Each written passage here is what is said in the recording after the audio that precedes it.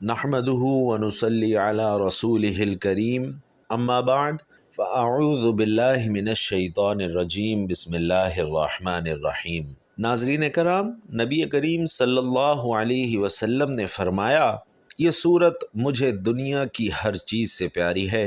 فجر کی نماز کے بعد 3 بار پڑھنے سے نسل در نسل رزق ملتا ہے۔ آج آپ کی خدمت میں ایک ایسی پیاری صورت لے کر آئے ہیں جو نبی کریم صلی اللہ علیہ وسلم کو دنیا جہان کی ہر چیز سے پیاری ہے، کہ جس کو نماز فجر کے بعد پڑھنے سے انسان کی تمام مشکلات، اس کی تمام پریشانیاں، تمام تنگ دستیاں دور ہو جاتی ہیں، اس کے گھر میں خوشحالی آتی ہے، اسے ہر میدان میں فتح اور کامیابی نصیب ہوتی ہے، وہ رزق کی تنگی سے دور ہو جاتا ہے، کیونکہ اس صورت کی تلاوت کرنے سے اللہ اسے اتنا رزق دیتا ہے کہ اس کی نسل در نسل تک یہ رزق کا سلسلہ شروع ہو جاتا ہے۔ ناظرین، یہ قرآن پاک کی بہت ہی پیاری صورت ہے جس کو پڑھنے والا کبھی مایوس نہیں ہوتا۔ اسے اللہ ہر وہ چیز خوشی سے عطا کرتا ہے جس کی اس نے دل میں خواہش کی ہوتی ہے۔ انسان چونکہ ناشکرا ہے، اسے جتنا بھی عطا کر دیا جائے اس کے اندر حرص اور لالچ اتنے ہی زیادہ جنم لینے لگتے ہیں۔ جب اسے اللہ پاک کی طرف سے نعمتیں ملنے لگ جاتی ہیں تو اس کے دل میں خواہش پیدا ہوتی ہے کہ اللہ مجھے مزید سے بھی نوازے، مجھے فلاں نعمت بھی عطا کرے اور فلاں نعمت بھی دے دے۔ تو قرآن پاک کی ایسی صورت کا مجرب عمل ہے کہ جس کو پڑھنے والے کے دل کی تمام خواہشات کو اللہ اپنے کن سے تکمیل فرما دیتا ہے۔ یہ صورت حضرت محمد مصطفیٰ صلی اللہ علیہ وسلم پر کب اور کیسے نازل ہوئی، اس حوالے سے بھی واقعہ بیان کیا گیا ہے، جس کے لیے گزارش ہے کہ ویڈیو کو آخر تک لازمی دیکھیے گا تاکہ آپ کو اس صورت کی اہمیت اور اس کے شان نزول کا علم ہو جائے۔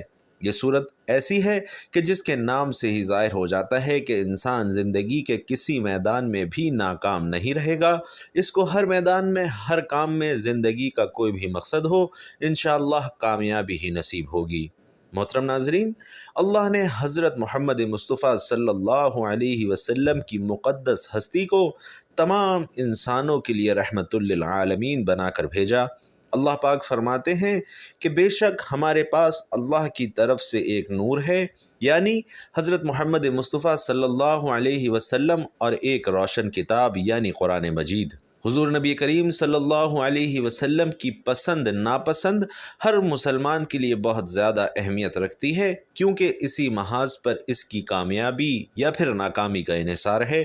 یعنی اگر آپ صلی اللہ علیہ وسلم کی پسندیدہ چیزوں سے، پسندیدہ کاموں سے پیار کریں گے، انہیں پسند کریں گے، اور آپ صلی اللہ علیہ وسلم کی طرز زندگی کو اپنائیں گے، آپ صلی اللہ علیہ وسلم کی پسند ناپسند کا خیال رکھیں گے، تو اللہ پاک آپ کو عزت، دولت، شہرت، کامیابی اور دنیا کی ہر چیز سے نوازیں گے، اور جن چیزوں سے حضور نبی کریم صلی اللہ علیہ وسلم دور رہتے تھے، جنہیں ناپسند کرتے تھے، تو آپ بھی اگر ان چیزوں کو ناپسند کریں گے، ان سے دور رہیں گے، تو اس طرح بھی اللہ آپ کی زندگی کو کامیابیوں سے ہمکنار کریں گے، اور آپ کی زندگی سے پریشانیوں کو، غموں کو انشاءاللہ دور فرما دیں گے، دونوں جہان میں بلند مقامات عطا فرمائیں گے۔ سرکار دو عالم صلی اللہ علیہ وسلم کو اللہ رب العالمین نے رحمت للعالمین بنا کر دنیا میں بھیجا۔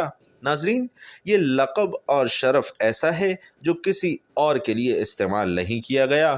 رحمت للعالمین وہی عظیم ترین شخصیت قرار پائے گی جس نے امن عالم کے قیام و استحکام کے لیے ساری زندگی صرف کی ہو، جس نے بندوں کو اللہ سے ملایا ہو، جس نے غریبی و امیری، جوانی و پیری، امن و جنگ، رنج و راحت، حزن و مسرت، ہر موقع اور ہر مقام پر انسانیت کی رہنمائی کی ہو، جس کی تعلیم نے تمام افراد بشر کو بھائی بھائی قرار دیا ہو، جانی دشمنوں کو پروانہ امن و امان عطا کیا ہو، غیر مسلم ذمیوں کو جان و مال، عزت و آبرو اور دیگر حقوق انسانی کی حفاظت میں مسلمانوں کے ہم پلہ اور مساوی قرار دیا ہو۔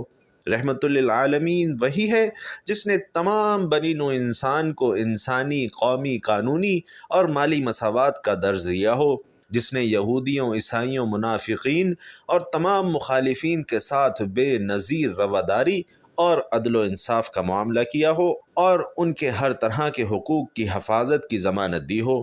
جس نے انسانوں کے تمام طبقات، امیر و غریب، عوام و خواص، بوڑھوں بچوں جوانوں، مردوں عورتوں، نیک و بد، محنت کشوں مزدوروں، غلاموں کنیزوں کے ساتھ رواداری، غم گساری، مساوات اور ہمدردی کے جذبات سے معاشرے کو آراستہ کیا ہو۔ سرور عالم صلی اللہ علیہ وسلم کی حیات طیبہ رواداری، مساوات، ہمدردی، غمخواری، غم گساری، عفو و درگزر اور رحم و کرم کے واقعات سے معمور نظر آتی ہے۔ عام انسانوں کی خدمت، ان کی حاجت روائی اور اشک شوئی سے سرکار دو عالم صلی اللہ علیہ وسلم کو بڑی دلچسپی رہی۔ خدمت خلق چونکہ دعوت کا راستہ ہموار کرتی ہے، دلوں کے بند دروازے کھولتی ہے، اس لیے اللہ نے نبوت سے پہلے نبی کریم صلی اللہ علیہ وسلم کو خدمت خلق کی تربیت دی۔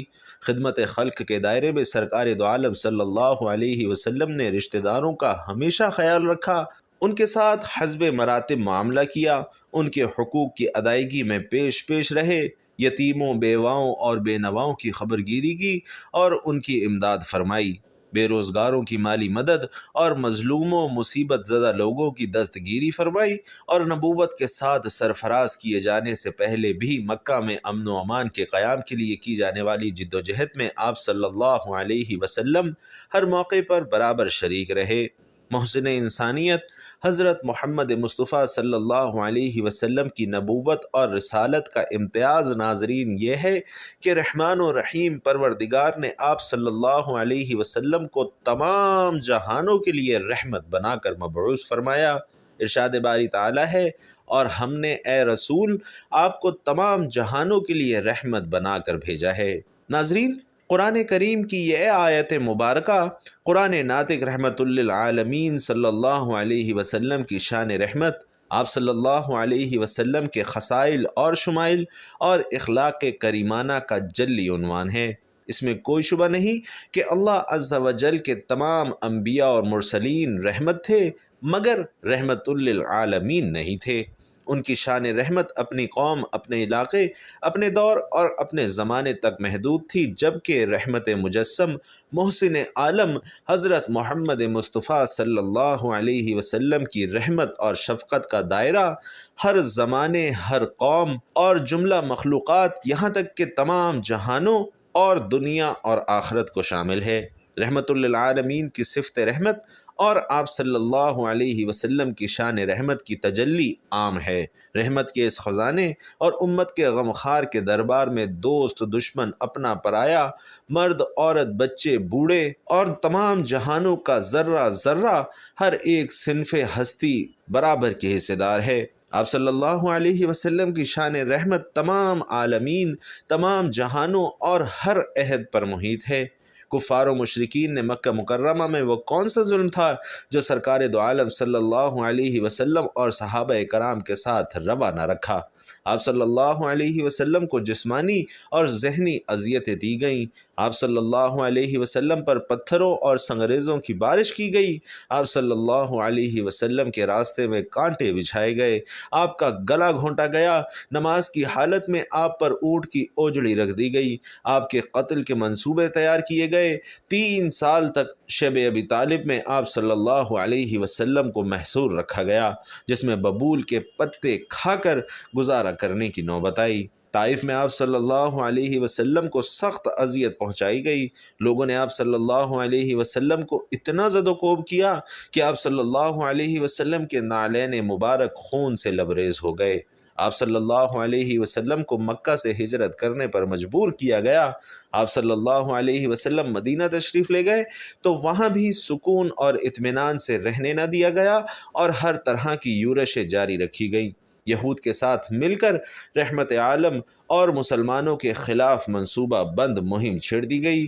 فتح مکہ کے موقع پر کفار مکہ کو موت اپنے سامنے نظر آ رہی تھی، انہیں خطرہ تھا کہ آج ان کی ایذا رسانیوں کا انتقام لیا جائے گا، لیکن قربان جائیے سرکار دو عالم صلی اللہ علیہ وسلم پر کہ انہیں مخاطب کر کے فرمایا کہ اے قریش کے لوگوں، تمہیں کیا توقع ہے؟ اس وقت میں تمہارے ساتھ کیا معاملہ کروں گا؟ انہوں نے جواب دیا، ہم اچھی ہی امید رکھتے ہیں۔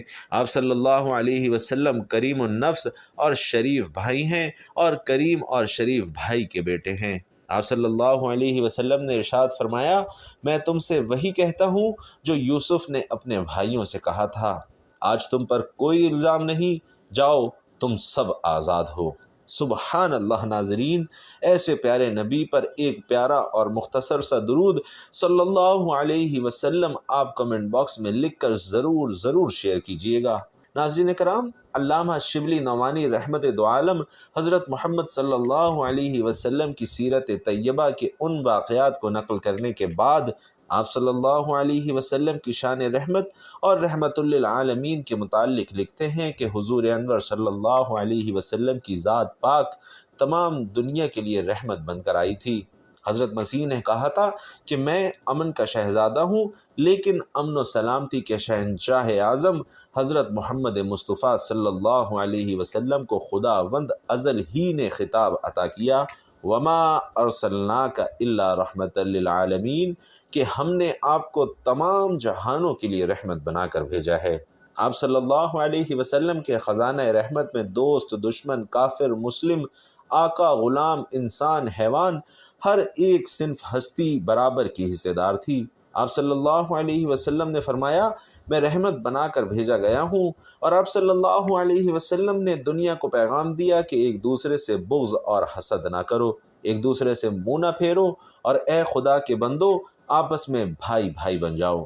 ناظرین، ایک بار حضور نبی کریم صلی اللہ علیہ وسلم کو ایک سفر میں جانا پڑا۔ حضرت عمر بن خطاب رضی اللہ تعالی عنہ بھی آپ کے ہم سفر تھے۔ حضرت عمر رضی اللہ تعالی عنہ حضور نبی کریم صلی اللہ علیہ وسلم سے کچھ پوچھا، لیکن حضور نبی کریم صلی اللہ علیہ وسلم نے اس کا کوئی جواب نہ دیا۔ تو حضرت عمر نے پھر پوچھا، آپ نے پھر کوئی جواب نہ دیا۔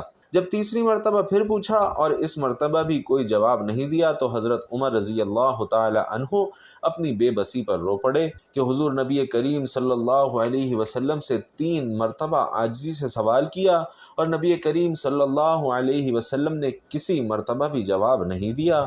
تو حضرت عمر رضی اللہ تعالی عنہ بیان کرتے ہیں کہ پھر میں نے اپنی اونٹنی کو دوڑایا اور لوگوں سے آگے ہو گیا، آپ کے برابر چلنا چھوڑ دیا کہ مجھے خوف آ رہا تھا کہ کہیں اس حرکت میں میرے بارے میں کوئی آیت نہ نازل ہو جائے۔ ابھی تھوڑا ہی وقت گزرا تھا کہ میں نے ایک پکارنے والے کو سنا جو پکار رہا تھا۔ تو حضرت عمر رضی اللہ تعالی عنہ نے بیان کیا کہ میں نے سوچا مجھے تو خوف تھا کہ میرے بارے میں کوئی آیت نازل ہوئی ہے۔ حضرت عمر رضی اللہ تعالی عنہ بیان کرتے ہیں کہ چنانچہ میں رسول اللہ صلی اللہ علیہ وسلم کی خدمت میں آیا اور میں نے آپ کو سلام کیا۔ سلام کے جواب کے بعد نبی کریم صلی اللہ علیہ وسلم نے فرمایا کہ اے عمر، آج رات مجھ پر ایسی صورت نازل ہوئی ہے جو مجھے ان سب چیزوں سے زیادہ پسند ہے جس پر سورج نکلتا ہے۔ پھر آپ نے سورت فتح کی آیت انا فتحنا لک فتحا مبینا تلاوت فرمائی، یعنی قرآن کی یہ سورت الفتح ہے جو 26ویں پارے کی سورت ہے۔ قرآن پاک کی یہ سورت حضور نبی کریم صلی اللہ علیہ وسلم کو سب سے زیادہ پسند تھی۔ حضرت عمر رضی اللہ تعالی عنہ بخوبی جانتے تھے کہ میرا آگے بڑھ جانا اور رسول اللہ صلی اللہ علیہ وسلم سے دور ہو جانا نزول وحی سے رکاوٹ کا باعث نہیں ہے۔ اس کے باوجود وہ آگے اس لیے چلے گئے کہ بار بار سوال کرنے سے میں رسول اللہ صلی اللہ علیہ وسلم کی پریشانی کا باعث بنا ہوں۔ جب میں دور چلا جاؤں گا تو جو پریشانی آپ کو میری وجہ سے لاحق ہوئی وہ دور ہو جائے گی۔ آپ صلی اللہ علیہ وسلم پر سورت انا فتحنا کا نزول ہو رہا تھا۔ حضرت عمر کو یہ معلوم نہ تھا، اس لیے وہ بار بار پوچھتے رہے، مگر آپ صلی اللہ علیہ وسلم خاموش رہے، جس پر حضرت عمر نے آپ صلی اللہ علیہ وسلم کی خفگی پر محمول کیا۔ بعد میں حقیقت کھلنے پر صحیح کیفیت معلوم ہوئی۔ ناظرین، سورت انا فتحنا کا اس موقع پر نزول اشاعت اسلام کے لیے بشارت تھی، اس لیے آپ صلی اللہ علیہ وسلم نے اس سورت کو ساری کائنات سے عزیز ترین بتلایا۔ حضرت عمر رضی اللہ تعالی عنہ تقوی اور حب رسول کے اعلیٰ مقام پر فائز تھے۔ رسول اللہ صلی اللہ علیہ وسلم کے نزدیک حضرت عمر کا بڑا مقام تھا۔ حالات کی پریشانی سے انسان کا ایمان بھی ڈولنے لگتا ہے۔ وہ جس بات میں اپنی ناکامی دیکھ رہا ہوتا ہے، اللہ کے ہاں اس کی حکمت کوئی ہو سکتی ہے۔ اس لیے انسان کو اپنے ہر عمل میں اللہ سے نصرت مانگنی چاہیے تاکہ دنیا اس کے لیے سہل ہو اور ایمان کی دولت نصیب ہو۔ حالات کی تنگی اور مختلف طرح کے مقدمات اور مالی مسائل میں آپ نے دیکھا ہوگا کہ ہم سب کتنے نا امید ہو جاتے ہیں۔ ایسے لوگ اگر سورۃ الفتح کی تلاوت کیا کریں تو یقینی طور پر ان کے ہر جائز عمل میں اللہ کی رضا اور فتح شامل ہوگی۔ جن کے بچوں کی شادیاں رک جائیں، کاروبار ٹھپ ہو جائے، امتحان میں جیت کا امکان کم ہو، مشکل سفر پر نکلنا ہو، کسی سے قرض واپس لینا ہو، کوئی سرکاری کام پھنس جائے، گویا کسی بھی مشکل میں سورۃ الفتح کی تلاوت کرنے والے پریشان نہیں ہوتے۔ اس سورۃ المبارکہ کی فضیلت صحیحین میں جو حدیث مبارکہ موجود ہے، آپ اسے پڑھ کر دیکھیں کہ اللہ کے نبی صلی اللہ علیہ وسلم نے سورۃ الفتح کے بارے میں کیا ارشاد فرمایا۔ ناظرین، اس سورت کی فضیلت کے لیے یہی حدیث کافی ہے کہ اس کا تعلق صلح حدیبیہ سے ہے، جس کے بعد فتوحات اسلامی کا دروازہ کھل گیا۔ اس لحاظ سے اس سورت کو ایک خاص تاریخی حیثیت بھی حاصل ہے۔ حضرت انس رضی اللہ تعالی عنہ کہتے ہیں کہ جب ہم حدیبیہ سے واپس ہوئے تو ہم پر غم اور پریشانی کے آثار نمایاں تھے، کیونکہ کفار مکہ ہمارے عمرے اور قربانیوں کے درمیان حائل ہوئے تھے۔ تو ان حالات میں یہ صورت نازل ہوئی۔ رسول اللہ صلی اللہ علیہ وسلم نے اس صورت کو دنیا مافیہ سے عزیز قرار دیا، کیونکہ یہ نصرت اسلام، اتمام نعمت، اصحاب شجرہ سے اللہ کی رضا اور ان کے علاوہ بے شمار ایسے امور پر مشتمل ہے جو اہل اسلام کے لیے بشارت کا باعث ہیں۔ پھر اللہ نے اس میں رسول اللہ صلی اللہ علیہ وسلم کے اگلے پچھلے گناہوں کی معافی کا ذکر کیا ہے۔ سیدنا مجمع بن جاریہ انصاری رضی اللہ تعالی عنہ جو قاری قرآن تھے، فرماتے ہیں کہ حدیبیہ سے ہم واپس آ رہے تھے کہ میں نے دیکھا کہ لوگ اونٹوں کو بھگائے لیے جا رہے ہیں۔ پوچھا کیا بات ہے؟ معلوم ہوا کہ نبی کریم صلی اللہ علیہ وسلم پر کوئی وحی نازل ہوئی ہے، تو ہم لوگ بھی اپنے اونٹوں کو دوڑاتے ہوئے سب کے سب پہنچے۔ آپ صلی اللہ علیہ وسلم اس وقت ایک جگہ موجود تھے، سب وہاں جمع ہو گئے تو آپ صلی اللہ علیہ وسلم نے یہ سورت تلاوت کر کے سنائی۔ ایک صحابی نے کہا یا رسول اللہ، کیا یہ فتح ہے؟ آپ نے فرمایا ہاں، قسم اس کی جس کے ہاتھ میں محمد صلی اللہ علیہ وسلم کی جان ہے، یہ فتح ہے۔ خیبر کی تقسیم صرف انہی پر کی گئی جو حدیبیہ میں موجود تھے۔ 18 حصے بنائے گئے، کل لشکر 1500 کا تھا، جن میں 300 گھوڑے سوار تھے، پس سوار کو دوہرا حصہ ملا اور پیدل کو زیادہ۔ سیدنا عبداللہ بن مسعود رضی اللہ تعالی عنہ فرماتے ہیں کہ حدیبیہ سے آتے ہوئے ایک جگہ رات گزارنے کے لیے ہم اتر کر سو گئے، تو ایسے سوئے کہ سورج نکلنے کے بعد جاگے، دیکھا رسول علیہ السلام بھی اس وقت سوئے ہوئے ہیں۔ ہم نے کہا کہ آپ کو جگانا چاہیے، کہ آپ خود جاگ گئے اور فرمانے لگے کہ جو کچھ کرتے تھے کرو اور اسی طرح کرے، جو سو جائے یا بھول جائے۔ اسی سفر میں نبی کریم صلی اللہ علیہ وسلم کی اونٹنی کہیں گم ہو گئی۔ ہم ڈھونڈنے نکلے تو دیکھا کہ ایک درخت میں نکیل اٹک گئی ہے اور وہ رکی کھڑی ہے۔ اسے کھول کر نبی کریم صلی اللہ علیہ وسلم کے پاس لائے۔ آپ صلی اللہ علیہ وسلم سوار ہوئے اور ہم نے کوچ کیا۔ ناگہاں راستے میں ہی آپ پر وحی آنے لگی۔ وحی کے وقت آپ پر بہت دشواری ہوتی تھی۔ جب وحی نازل ہو گئی تو آپ نے ہمیں بتایا کہ آپ پر سورۃ الفتح اتری ہے۔ نبی کریم صلی اللہ علیہ وسلم نوافل، تہجد وغیرہ میں اس قدر وقت لگاتے کہ پیروں پر ورم چڑھ جاتا، تو آپ صلی اللہ علیہ وسلم سے کہا گیا کہ اللہ نے آپ کے اگلے پچھلے گناہ معاف کر دیے ہیں۔ آپ صلی اللہ علیہ وسلم نے جواب دیا، کیا پھر میں اللہ کا شکر گزار نہ بنوں؟ اور روایت میں ہے کہ یہ پوچھنے والی ام المومنین سیدہ عائشہ رضی اللہ تعالی عنہا تھیں۔ پس مبین سے مراد کھلی، صریح، صاف، ظاہر، اور فتح سے مراد صلح حدیبیہ ہے، جس کی وجہ سے بڑی خیر و برکت حاصل ہوئی، لوگوں میں امن و امان ہوا، مومن کافر میں بول چال شروع ہو گئی، علم اور ایمان پھیلانے کے موقع ملا۔ آپ کے اگلے پچھلے گناہوں کی معافی یہ آپ کا خاصہ ہے جس میں کوئی آپ کا شریک نہیں۔ ہاں، بعض اعمال کے ثواب میں یہ الفاظ اوروں کے لیے بھی آئے ہیں۔ اس میں نبی کریم صلی اللہ علیہ وسلم کی بہت بڑی شرافت اور عظمت ہے کہ آپ اپنے تمام کاموں میں بھلائی، استقامت اور فرمانبرداری الہی پر مستقیم تھے، ایسے کہ اولین و آخرین میں سے کوئی بھی ایسا نہ تھا۔ اور چونکہ نبی کریم صلی اللہ علیہ وسلم سب سے زیادہ اللہ کے فرما بردار اور سب سے زیادہ اللہ کے احکام کا لحاظ کرنے والے تھے، اسی لیے جب آپ کی اونٹنی آپ کو لے کر بیٹھ گئی تو آپ نے فرمایا اسے ہاتھیوں کے روکنے والے نے روک لیا ہے۔ اسی کی قسم جس کے ہاتھ میں میری جان ہے، آج یہ کفار مجھ سے جو مانگیں گے میں دے دوں گا، بشرطے کہ اللہ کی حرمت کی ہتک نہ ہو۔ تو ناظرین، آج کے وظیفے کی جانب نکلتے ہیں اور آپ کو بتاتے ہیں کہ آپ نے سورۃ الفتح کو کس طرح پڑھنا ہے، جو حضور پاک صلی اللہ علیہ وسلم کی پسندیدہ صورت ہے، جو آپ صلی اللہ علیہ وسلم کو دنیا کی ہر چیز سے زیادہ پیاری ہے، کہ جس کو پڑھنے سے انسان کی نسل در نسل رزق بڑھتا چلا جاتا ہے۔ تو ناظرین، وظیفے کے لیے آپ نے سب سے پہلے باوضو ہو کر نماز فجر ادا کرنی ہے۔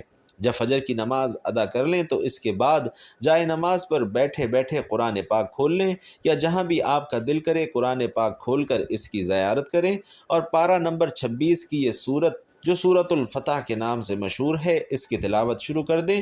لیکن اس کی تلاوت سے پہلے آپ نے حضور اقدس صلی اللہ علیہ وسلم کی ذات پاک پر درود پاک کا نذرانہ ضرور پیش کرنا ہے۔ درود پاک پڑھنے کے بعد اس سورت کو آپ نے 3 بار پڑھنا ہے۔ آپ کا زیادہ وقت نہیں لگے گا، لیکن آپ کا اتنا سا لگایا ہوا وقت بھی آپ کی نسلوں تک کے لیے آسانیاں پیدا کر دے گا۔ بزرگ و عاملین مشکلات سے نکلنے کے لیے سورۃ الفتح کو روزانہ 7 بار پڑھنے کی ہدایت فرماتے ہیں۔ اس کا ایک چھوٹا سا وظیفہ بھی ہے جو یاد رکھ لیا جائے اور اسے ہر نماز کے بعد 21 بار پڑھا جائے تو اس کے فوائد حاصل ہوں گے۔ اس سورت کو جو فجر کی نماز کے بعد 3 بار پڑھے گا، اللہ اسے کامیابیوں سے ہمکنار کرے گا۔ جس کام میں ہاتھ ڈالے گا اسے انشاءاللہ کامیابی ملے گی۔ اللہ اس کا بند ہوا رزق بھی کھول دے گا اور نسل در نسل اسے رزق ملتا رہے گا۔ یہ ہمارے پیارے نبی صلی اللہ علیہ وسلم کی پسندیدہ صورت ہے، اور جو بھی اس صورت کی تلاوت کرے گا تو اللہ رب العزت اس بندے کے لیے دونوں جہانوں کے بند خزانوں کے منہ کھول دے گا۔ اسے لوگوں میں ہر دل عزیز بنا دے گا، ہر کوئی اس کی عزت کرے گا، اس سے پیار کرے گا، اور اللہ تعالیٰ اس کے گھر میں سے بھی محتاجی کو، رزق کی تنگی کو انشاءاللہ ختم کر کے رکھ دے گا۔ تو آپ بھی اس سورت کی تلاوت لازمی کریں، خاص طور پر نماز فجر کے بعد اسے ضرور تلاوت کریں۔ انشاءاللہ آپ کو غیب سے رزق ملے گا، اور ذہن میں جو بھی مقصد ہوگا انشاءاللہ وہ بھی پورا ہوگا، اور ہر نیک اور جائز مقصد میں آپ کو کامیابی ملے گی۔ اللہ تعالیٰ سے دعا ہے ہماری تمام مشکلات اور پریشانیوں کو دور کر کے ہم سب کے لیے آسانیاں پیدا فرمائے۔ میرا سنانا اور آپ کا سننا اپنی بارگاہ میں قبول و منظور فرمائے، آمین یا رب العالمین۔